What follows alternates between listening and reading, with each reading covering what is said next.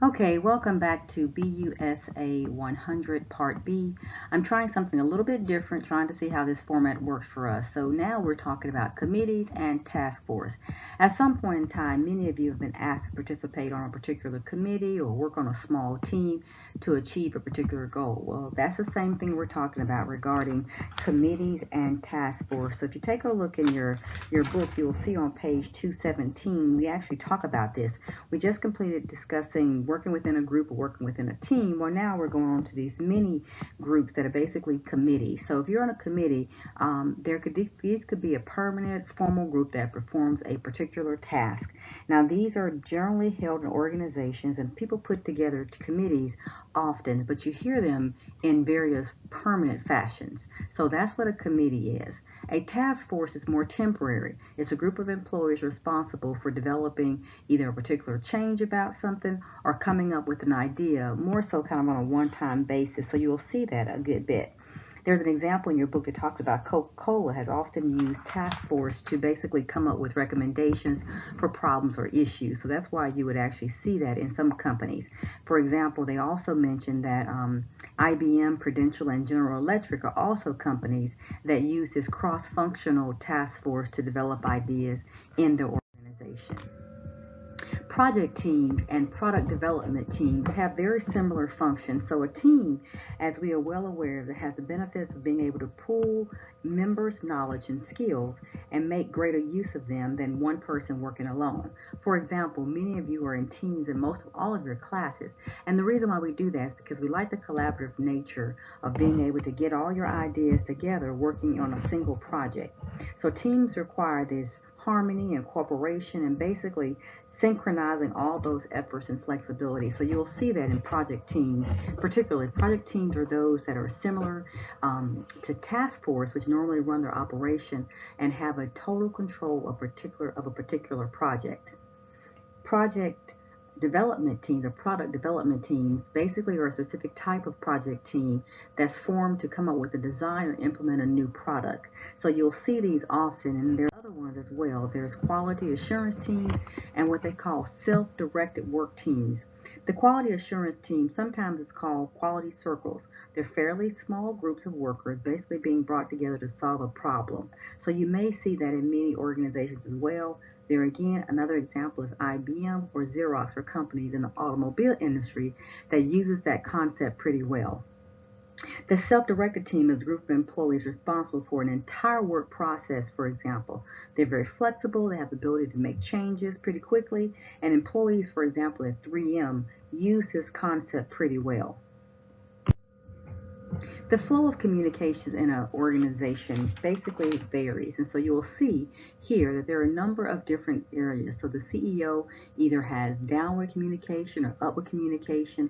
The vice president has more diagonal kind of communication. And then some of the line managers are more horizontal in how they actually are managing and working together with each other.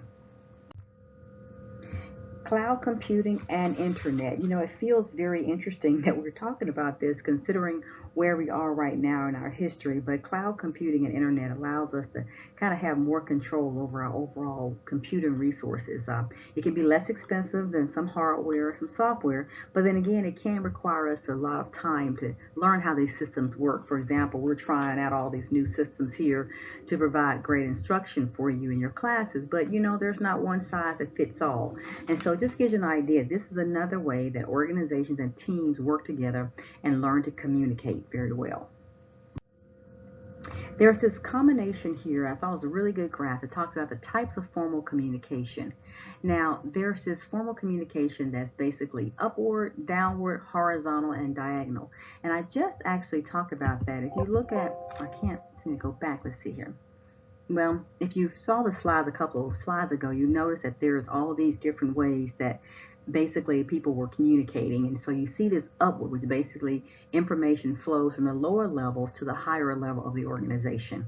Downward traditionally flows of communication from upper level organizations to lower organization levels. In addition to that, you have these horizontal exchanges, which is basically how task force works and project teams and how they communicate.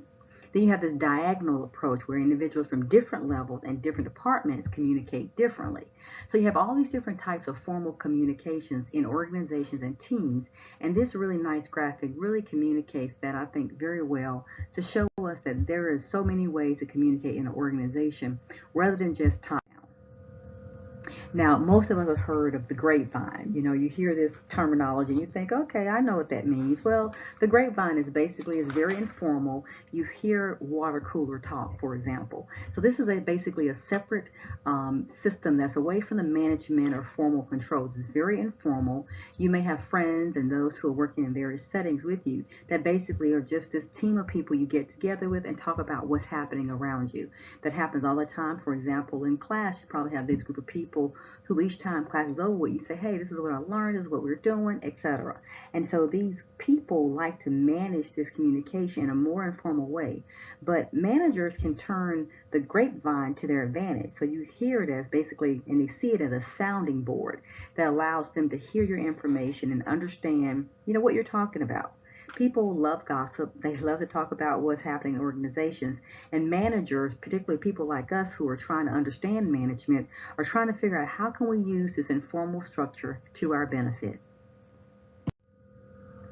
Now, monitoring communication requires a number of things. So, of course, technological advances and the increased use of communication have made it really easy for us to do this and more so necessary.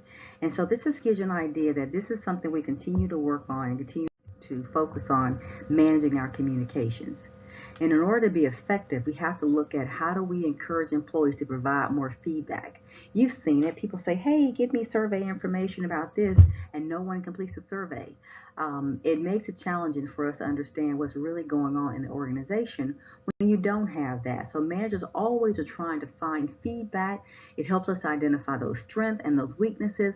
It helps to avoid interruptions in your business, and it helps us to really develop a strong corporate culture. So even though you may have criticisms in this area, there's ways that you can use this information to your benefit. One of the major issues of effective communication is the feedback. You really want to know, what do people think about an issue? For example, what do you think about this format?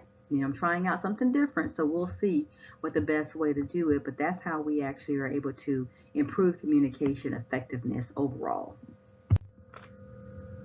So that concludes our Chapter 7 on organization, teamwork, and communication. There is more information available in our slides here, but be sure that you go online on Wednesday and answer the questions that I have for you. Otherwise, thank you so much, and we'll see you in the next video.